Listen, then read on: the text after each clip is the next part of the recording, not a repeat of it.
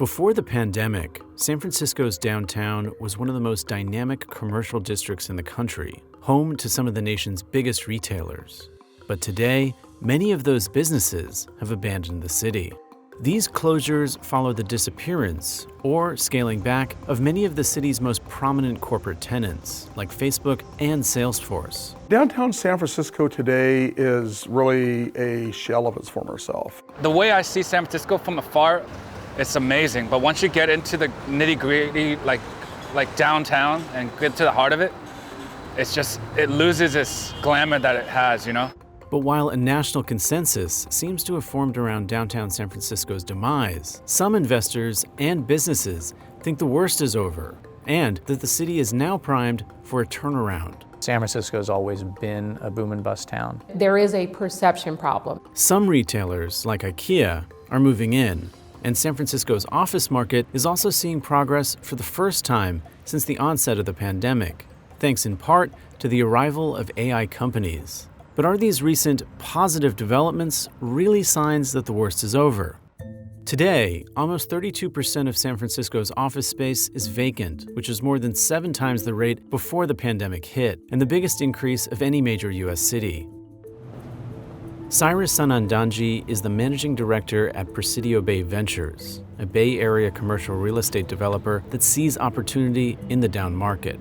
Recently, Presidio Bay Ventures acquired the office tower 60 Spear Street in the city's financial district for about $41 million, or some 62% less than it sold for in 2014. So we purchased 60 Spear as an opportunistic investment, unlevered, with a really long-term horizon, understanding that San Francisco is a boom and bust town, and looking at historical market cycles. We've not seen basis this low in over 10 years. With the amount of vacancy that's in the building, 70% today, we were able to really reimagine the entire building. 60 Spear's acquisition represents a new positive trend within San Francisco's downtown commercial real estate market. After a long stretch when the city's office buildings couldn't attract buyers, sales are slowly materializing. The industry around artificial intelligence could be a lifeline for a struggling American city. Recently, scores of AI companies have begun leasing space in the city, suggesting that San Francisco's appeal as a tech hub hasn't evaporated.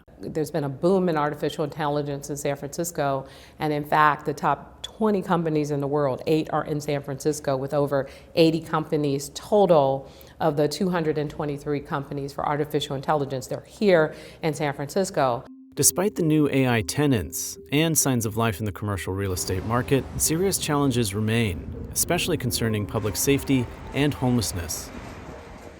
San Francisco's downtown before the pandemic was just absolutely bustling. You know, I work on California Street, and there were just throngs of people. It was like Manhattan. It was like the city of gold. Since the pandemic, many major U.S. cities saw their office vacancy rates balloon, but San Francisco is the leader nationally. There's really been a perfect storm which has kind of imploded downtown San Francisco over the last 4 years. One is the high housing costs really forced a lot of workers to work many miles away. Because San Francisco became so concentrated with technology, technology is the one industry which got hit harder by remote work than any other. And that's why here in downtown San Francisco, these office buildings that surround me are mostly empty. And then finally, there's been the problem of crime and homelessness, which has been around for years, but it really festered and got worse during the pandemic.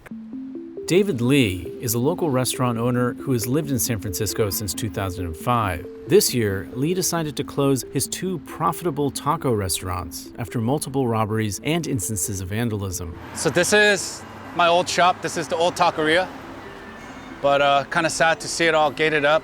Lee is one of many business owners who have become fed up with San Francisco, not just because of the petty crime, but also because of a lack of foot traffic. When I first started my business, I was averaging about $3,000 at lunch and then about $3,000 at dinner time. And I was only open for 6 hours a day. It was a short period of time, but beginning of this year, I was averaging around like $1,000, $1,500 a day.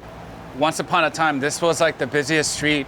It used to be thriving, but now there's nobody walking to or from work. It's sad.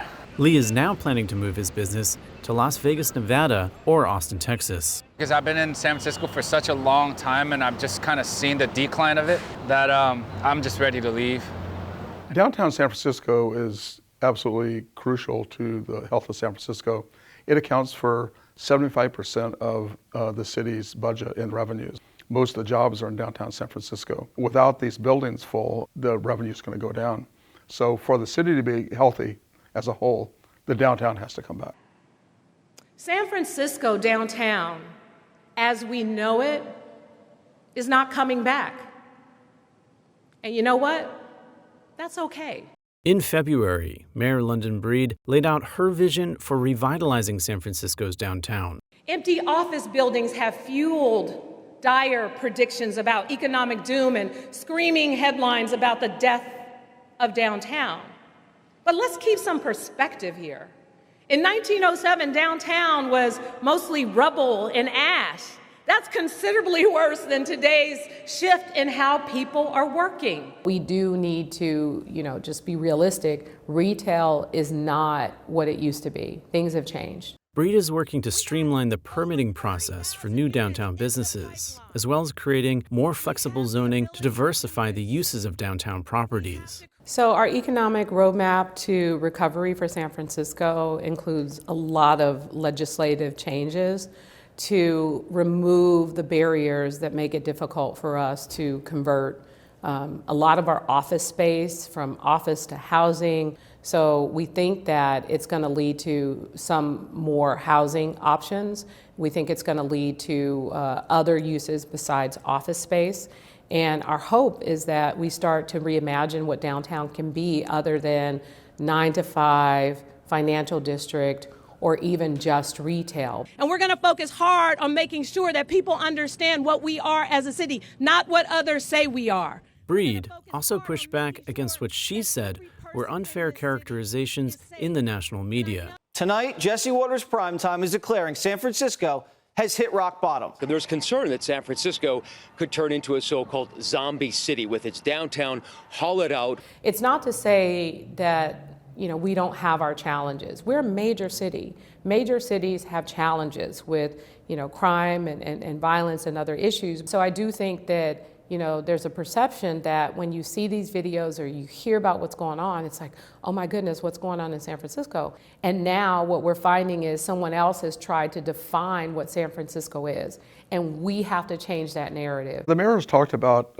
San Francisco having a perception problem where people in other parts of the country think it's basically a hellhole. I think that's the reality is not true. There are parts of San Francisco which are in bad shape for sure, but for the most part, it's a beautiful city. I'd say if we're not at the bottom, we're very close. From our perspective and with our investment horizon, we don't need to be perfect and time the exact bottom, though we feel we're there. San Francisco is growing.